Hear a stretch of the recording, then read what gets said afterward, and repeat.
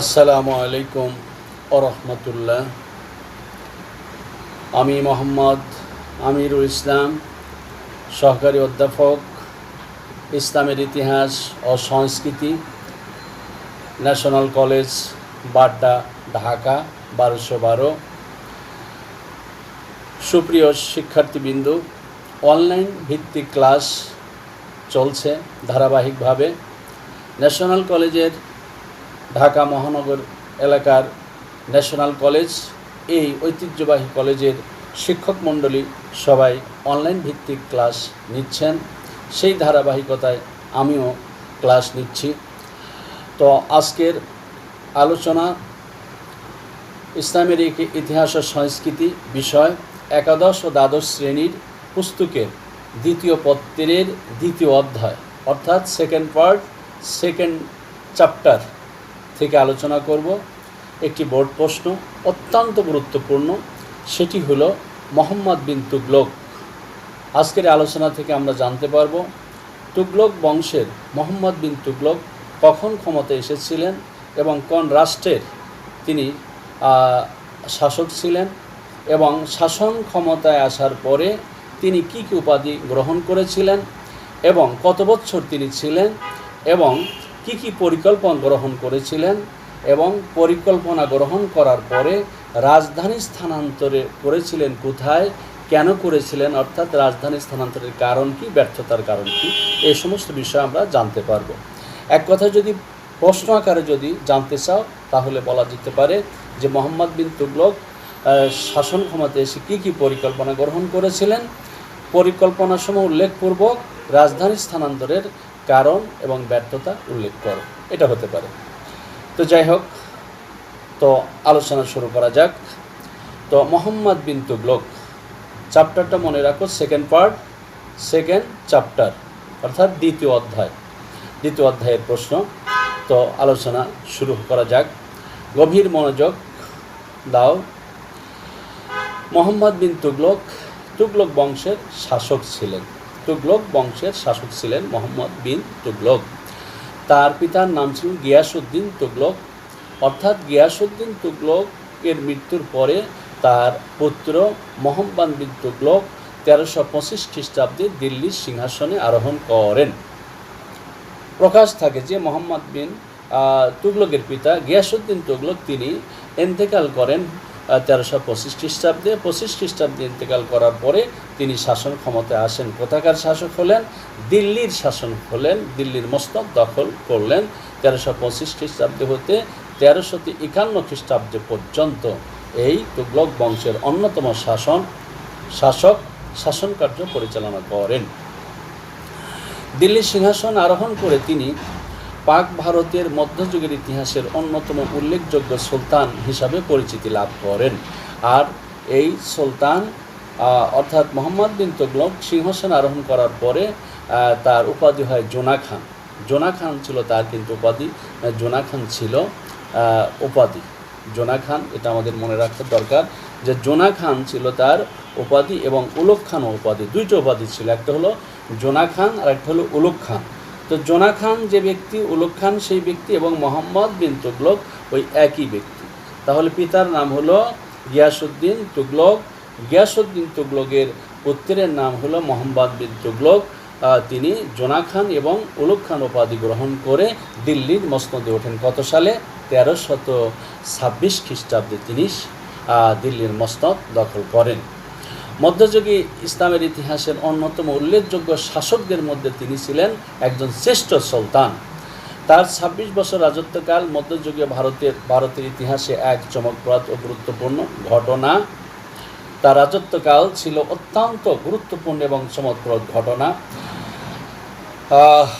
গুরুত্বপূর্ণ অধ্যায়ের সৃষ্টি করেছিল, এবং তিনি তার রাজত্বকালে একটা ব্যতিক্রম শাসন ব্যবস্থা চলছিল। আমরা আলোচনা করলে সেটা বুঝতে পারব। তো তার চরিত্রের মধ্যে কিছু ব্যতিক্রম শাসন ব্যবস্থার দিক ফুটে উঠেছে। ঐতিহাসিক লেনকুল তাকে সর্বাপেক্ষা উল্লেখযোগ্য সুলতানদের অন্যতম বলে অভিহিত করেছেন। পরিকল্পনাবাদী শাসক তিনি। চিরাচরিত শাসন পদ্ধতিকে চিরাচরিত শাসন পদ্ধতিকে পরিবর্তন ঘটিয়ে ব্যতিক্রম শাসন ব্যবস্থা তিনি উপহার দিতে চেয়েছিলেন। এই ব্যতিক্রম শাসন ব্যবস্থা উপহার দিতে গিয়েই তাকে কিছু পরিকল্পনা করতে হয়েছিল, শাসন ব্যবস্থার পূর্ব পরিকল্পনা। এটাই নিয়ম, কোনো কাজ করার আগে পরিকল্পনা করতে হয়। পরিকল্পনা করা ছাড়া সেই কাজটা সঠিক হয় না, বাস্তবায়ন হয় না, সঠিকরূপে রূপ নিতে পারে না। তার উল্লেখযোগ্য মহৎ পরিকল্পনাগুলো ছিল অত্যন্ত সুদূরপ্রসারী। তার এই পরিকল্পনার করার উদ্দেশ্য ছিল মহৎ এবং প্রাণবন্ত, কিন্তু এটা বাস্তবতার ক্ষেত্রে কিছুটা গরমিল থাকার কারণে সেই পরিকল্পনাগুলো কি হয়, ব্যর্থতায় পরিণত হয়েছিল, বাস্তবতার সাথে মিল ছিল না। তা ঐতিহাসিকগণ তার পরিকল্পনাগুলোকে 5টি ভাগে ভাগ করেছেন। পাঁচ ভাগে ভাগ করেছেন। কয় ভাগে বলছি? 5টা ভাগে ভাগ করেছেন। এই হলো প্রশ্নের মৌলিক বিষয় হলো 5টা পরিকল্পনা। 5টা পরিকল্পনাগুলো হলো এই। 1 নম্বরে হলো দিল্লি হতে দেবগিরিতে রাজধানী স্থানান্তর। মনে রাখি, দিল্লি হতে দেবগিরিতে রাজধানী স্থানান্তর। এটা কত সালে হয়েছে? 1326 থেকে 1327 খ্রিস্টাব্দে পর্যন্ত। 1 নম্বর হলো দিল্লি হতে দেবগিরিতে রাজধানী স্থানান্তর। 2 নম্বর খোরাসান অভিযান। এটা হলো 1327 থেকে 1328 খ্রিস্টাব্দে হলো খোরাসান অভিযান, 1327 থেকে 1328 খ্রিস্টাব্দে। 3 নম্বর প্রতীক তাম্র মুদ্রার প্রচলন করেছিলেন তিনি, এটা 1329 থেকে 1330 খ্রিস্টাব্দে পর্যন্ত। 3 নম্বর বললাম।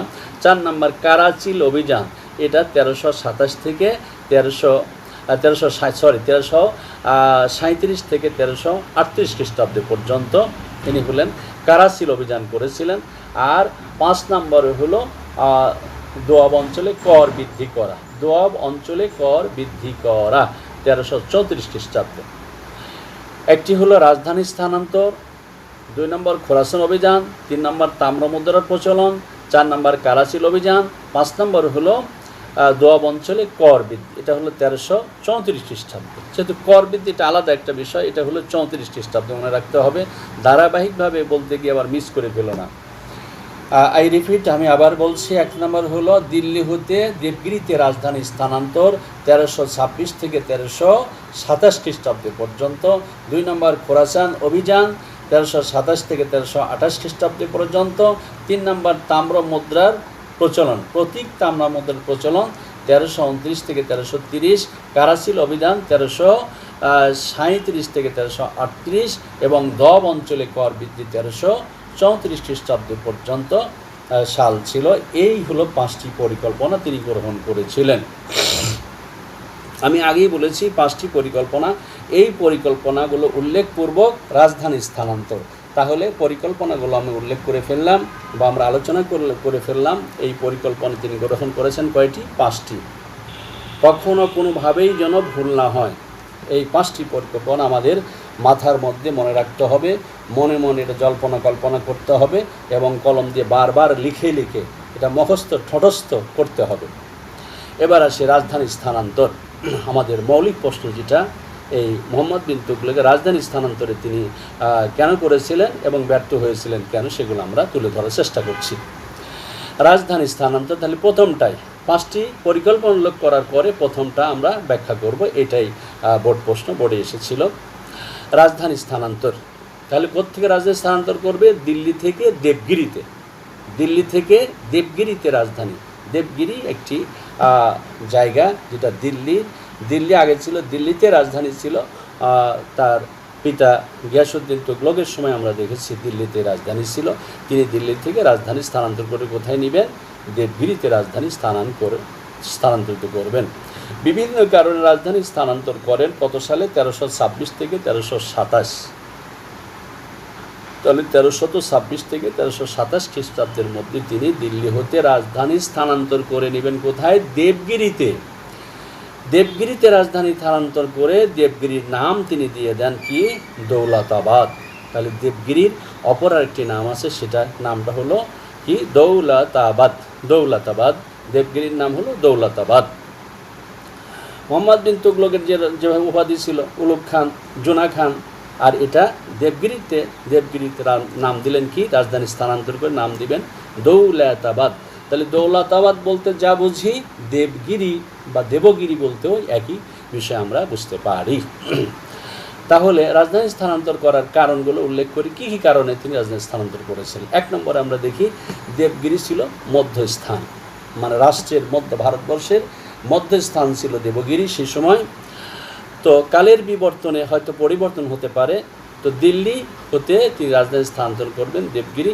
এই দেবগিরি ছিল রাজ্যের বা রাষ্ট্রের মধ্যস্থান তিনি মনে করলেন। এই জন্য তিনি কী করলেন, যে দিল্লি হতে দেবগিরিতে স্থানান্তরিত করবেন। দেবগিরি ছিল মধ্যস্থান এবং দাক্ষিণাত্য কার্যাবলী লক্ষ্য রাখা যাবে। দাক্ষিণাত্য একটা জায়গা, সেই দাক্ষিণাত্য ছিল সবচেয়ে সম্পদ এবং প্রাচুর্যে ভরপুর ছিল, সেটাও করায়ত্ত করতে পারবে এবং তার কার্যক্রম সঠিকভাবে দেবগিরি থেকে সেটা সঠিকভাবে কার্যক্রম পরিচালনা করা যেতে পারত। তাহলে এখানে দেখলাম দুটা কারণ, একটা হলো তিনি স্থানান্তর করেছেন, করার পরে আমরা কি দেখছি কেন করলেন, যেটাকে মধ্যবর্তী স্থান মনে করলেন, এই জন্য তিনি স্থানান্তর করলেন। আরেকটা হলো দাক্ষিণাত্যের ওখানে যে প্রচুর ধন সম্পদ আছে এবং সেখানকার কার্যাবলী তিনি পর্যালোচনা করবেন এবং দেখবেন, পর্যবেক্ষণ করবেন, এই জন্য তিনি রাজধানী স্থানান্তর করেছিলেন। তাহলে 1 নম্বর পয়েন্ট মনে রাখি, দেবগিরিতে রাজধানী স্থানান্তরের মূল কারণ হচ্ছে মধ্যবর্তী স্থান। দেবগিরি হলো মধ্যবর্তী স্থান রাজ্যের বা রাষ্ট্রের। 2 নম্বর আমরা দেখি যে দিল্লি ছিল সীমান্তবর্তী স্থান। দিল্লি যে জায়গাটা ছিল এটা রাষ্ট্রের ভারতবর্ষের সীমান্তবর্তী এলাকার, তখন ছিল সীমান্তবর্তী এলাকার, মধ্যবর্তী স্থান ছিল না, এই জন্য তিনি রাজধানী স্থানান্তর করেছিলেন।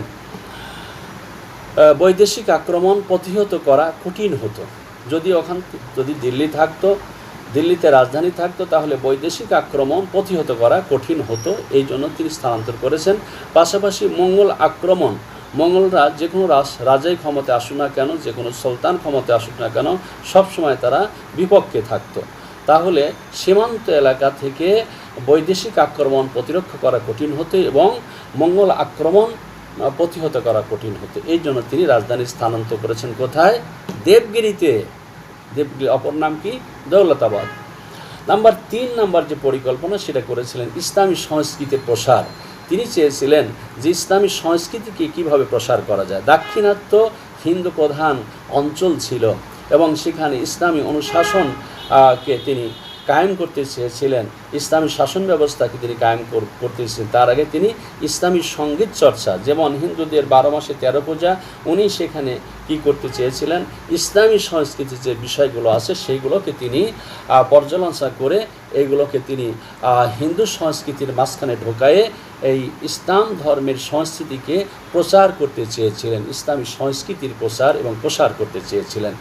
4 নম্বর দাক্ষিণাত্যের বিদ্রোহ দমন। আগেই বলেছি যে দাক্ষিণাত্যর এলাকাটা যেহেতু সম্পদে পরিপূর্ণ ছিল, ওখানে মাঝে মাঝেই কী হতো, মানে বিদ্রোহ হতো। হিন্দু শাসকদের বশ্যতা স্বীকার করার জন্য তিনি রাজধানী স্থানান্তর করেছিলেন। দাক্ষিণাত্য ছিল হিন্দু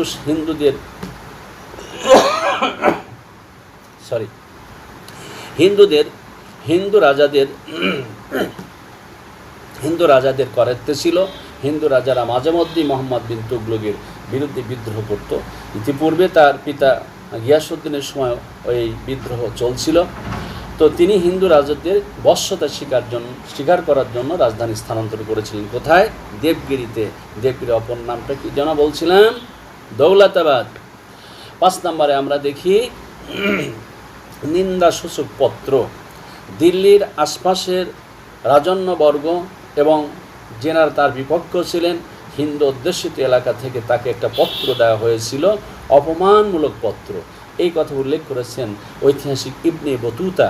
ইবনে বতুতা একজন বিখ্যাত পর্যটক, যার আফ্রিকাতে তার বাড়ি, আফ্রিকার তানজিয়া শহরে তার, বাংলাদেশেও তিনি এসেছিলেন। তো ওই বিষয়ে আজকে আর আলোচনা করছি না। ইবনে বতুতা একজন পর্যটক, এটা মনে রাখি। শাহজালাল রহমতুল্লাহ আলাইহি সিলেটে যখন ছিলেন তিনি বাংলাদেশে এসেছিলেন, শাহজালাল রহমতুল্লাহ আলাইহির সঙ্গে দেখা করেছেন। বাংলাদেশের সংস্কৃতি, সভ্যতা, এবং শস্য শ্যামল বর্ণনা দিয়েছেন ইবনে বতুতা। তার সফরনামা একটি বই পাওয়া যাবে, অথবা রাহেলা নামক একটি বই তোমরা পাবে, রেহেলা বা রাহেলা। এই বইটার মধ্যে তোমরা সব কিছু ইবনে বতুতার লিখিত বই, তার সফরনামা।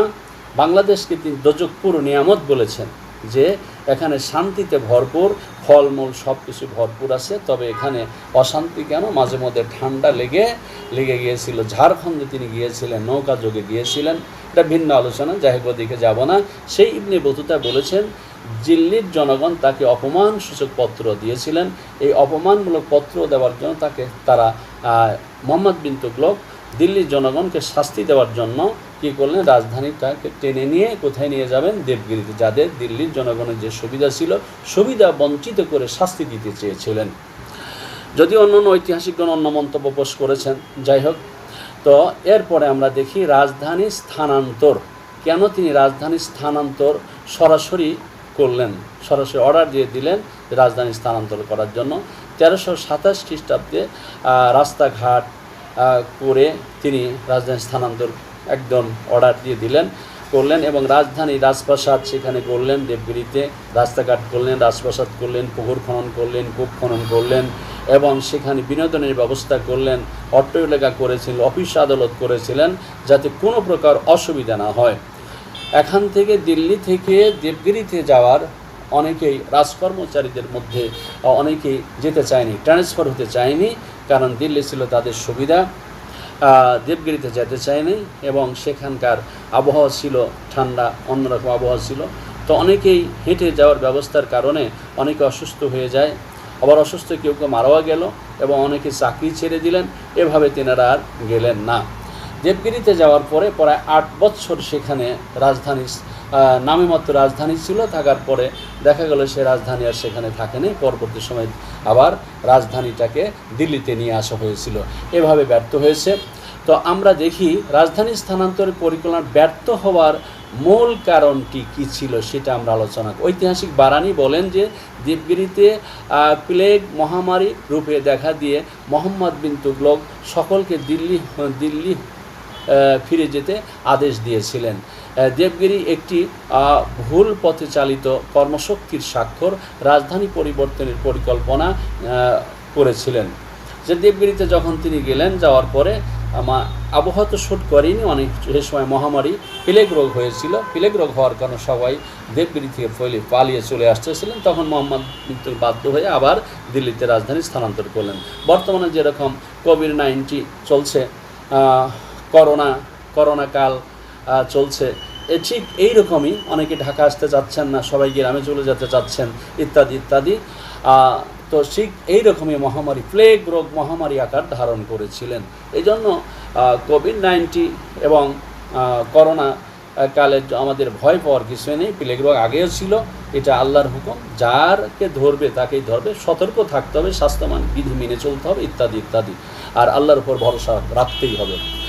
এবং দিল্লি হতে দেবগিরি ছিল দূরত্ব ছিল অনেক বেশি, প্রায় 700 মাইল দীর্ঘ রাস্তা, যাতায়াতের জনগণ কষ্ট করেছিলেন, সেখানে যেতে তারা রাজি হন নাই। এটা ছিল আরেকটা কারণ। আমির ওমরাগণের অসহযোগিতা। আমির ওমরাগণ দাক্ষিণাত্যের পরিবেশের সাথে খাপ খাওয়াইতে পারে নাই, তারা অসমর্থন জানিয়েছিলেন। রাজন্যবর্গদের মধ্যে আমির অসমর্থন দিয়েছিলেন। এরপরে দিল্লির সুলতানের উপস্থিতির প্রয়োজন ছিল। দিল্লিতে সুলতান যিনি হবেন, শাসক যিনি হবেন, তার উপস্থিত থাকা দরকার ছিল, যেহেতু সেটা ছিল পুরাতন রাজধানী। এই জন্য এই সমস্ত কারণে দিল্লি হতে দেবগিরিতে রাজধানী স্থানান্তর করতে তিনি ব্যর্থ হয়েছিলেন। পরিবারক ইবনে বতুতার বিবরণ হতে জানা যায় যে রাজধানী পরিবর্তনের ফলে দিল্লি জনশূন্য মরুভূমিতে পরিণত হয়েছিল। এটা তার মন্তব্য ছিল। অন্যান্য ঐতিহাসিকগণ এই মন্তব্যটাকে উপেক্ষা করেছেন। ঐতিহাসিক বারানি, হাবিব এবং নিজামের মতে দিল্লি জনশূন্য হয়নি, তাদের মতে ইবনে বতুতার বিবরণ অতিরঞ্জিত ছিল। তো যাই হোক, এই হলো মোটামুটি কথা। তাহলে আমরা বলতে পারি যে মোহাম্মদ বিন তুগলকের পরিকল্পনা ছিল পাঁচটি পরিকল্পনা ছিল অবাস্তব, মানে বাস্তব জীবনের সাথে খাপ খাওয়ানো ছিল না, মিল ছিল না। এই কারণে তিনি ব্যর্থ হয়েছে, এটাই হলো মূল কথা। তাহলে আমরা ক্লাসটা ক্লোজ করতে চাই, ক্লাসটা শেষ হয়ে গেল। তো এভাবে আমরা বারবার চেষ্টা করব, তোমরা বই দেখে নিবে, এরপরে কোনো প্রশ্ন জানার থাকলে আমাকে অবশ্যই জানাবে। তো এভাবে আমি ক্লাস নিতে থাকবো, তোমরা তৈরি থেকো, আর স্বাস্থ্যবিধি মেনে চলবে এবং সামাজিক দূরত্ব মেনে চলবে। তোমাদের কিন্তু অনলাইন ভিত্তিক পরীক্ষা দিতে হবে। আমাদের অধ্যক্ষ মহোদয় কিন্তু এ ব্যাপারে খুবই সচেতন এবং তৎপর হয়েছেন। তোমাদের অনলাইনে ক্লাসের মাধ্যমে যা ক্লাস নেওয়া হয়েছে ক্লাসের মধ্যেই আবার পরীক্ষা তিনি নেবেন। সুপ্রিয় শিক্ষার্থীবৃন্দ, এই পর্যন্তই আজকের ক্লাস শেষ। এই চ্যাপ্টার ক্লোজ বলতে প্রশ্নটা কমপ্লিট হয়ে গেল। আসসালামু আলাইকুম ওয়া রাহমাতুল্লাহি ওয়া বারাকাতুহু।